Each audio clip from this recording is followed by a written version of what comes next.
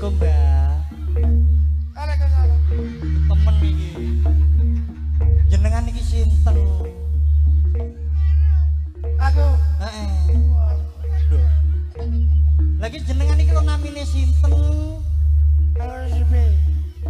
Mbak Supi. Mbak Supi. Apa iki?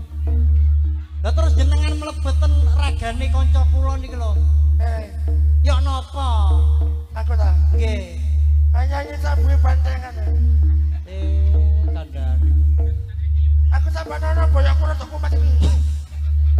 Jenengan kula paringi mimi nggih, mimi. Iki demit iki biasa ngombe apa? Leri nggih, leri. Leri mo. Banyu ceren.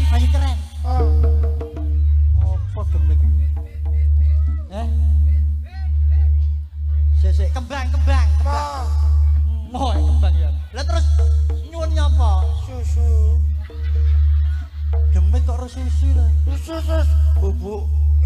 Susune sapa? Susune bojo. Kula paringi banyu, kula paringi mimi tapi jenengan ngalih.